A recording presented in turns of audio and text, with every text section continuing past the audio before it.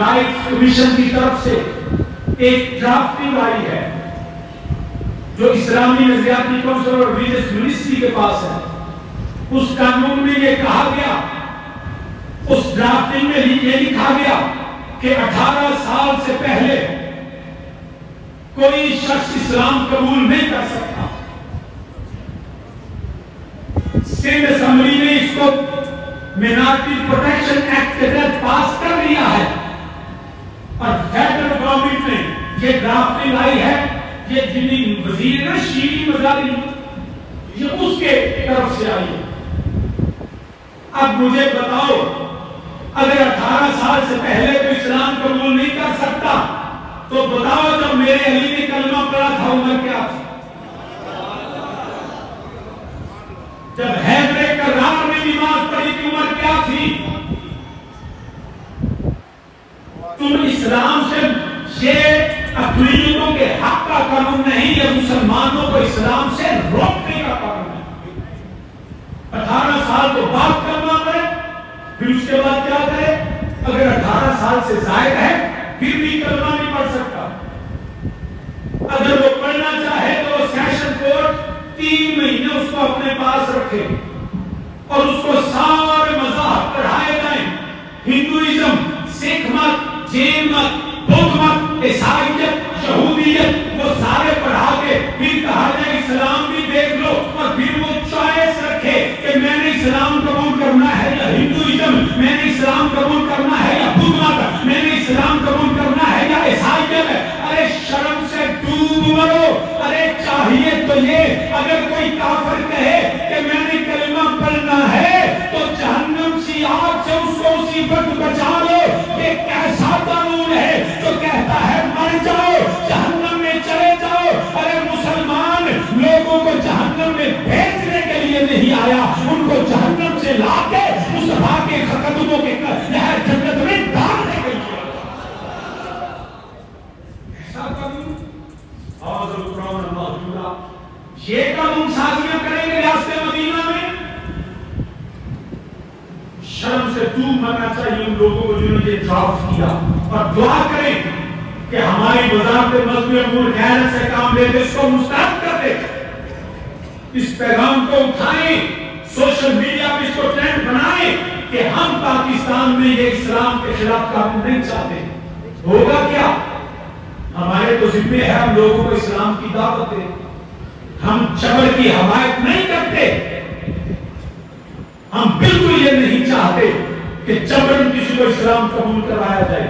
جہاں جبر ہو اس کے خلاف تو تم بات کرو، لیکن جہاں رضامندی ہو پھر روکتے کیوں روکتے؟ اگر ایسا کرنا تھا تو دیکھو ہیومن رائٹس کمیشن، یہی جو وزارت انسانی حقوق، وہ کہتی ہے جیڑی لڑکی گھر سے بھاگ کے جائے اس کو جاتے کہتے خبردار، اس کی آزادی کا حق ہے، اس کو فوری ہے، جس کے ساتھ چاہے رہے. ارے تب یہ قانون کیوں نہیں بنا کہ اگر اس نے بھاگ کے گئی ہے تو اس کو 3 مہینے موقع دو نا کہ وہ والدین کے پاس رہے یا اپنے یار کے ساتھ رہے. اس وقت تو کہتے ہیں والدین کو چھوڑو اور یار کے ساتھ.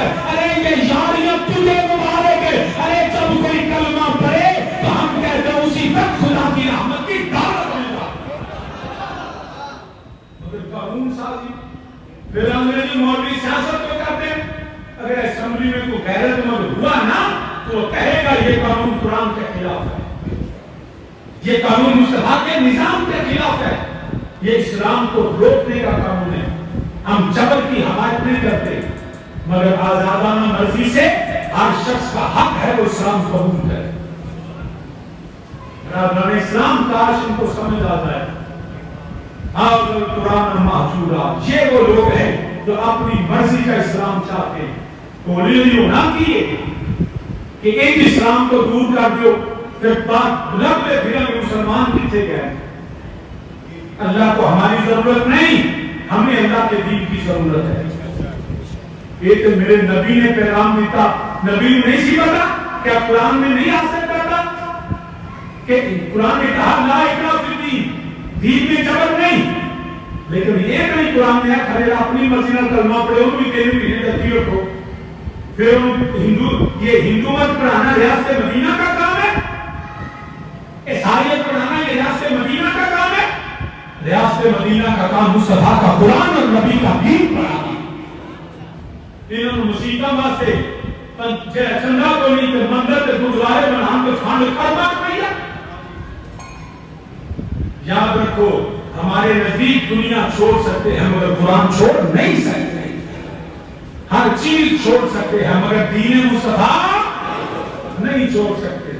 رب عزت کی قسم اگر پاکستان میں ایسے قانون بننا شروع ہو گئے نا تو پھر سامنے انڈیا پاکستان فرق ہی رہ گیا.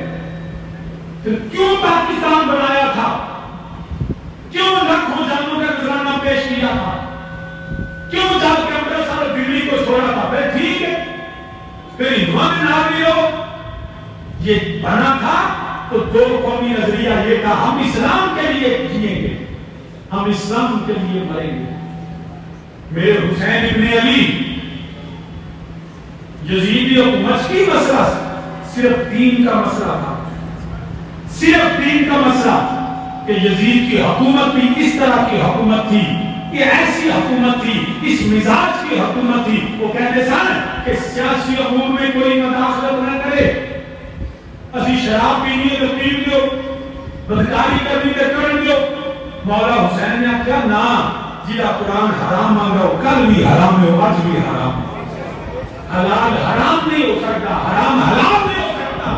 کوئی ریاست کوئی حکومت اپنی طاقت سے حلال کو حرام نہیں کر سکتی. جو شریعت میں حرام تھا وہ آج بھی حرام ہے, جو شریعت میں حرام تھا وہ کل بھی حرام رہے گا. کوئی اس کو حرام حلال نہیں کر سکتا.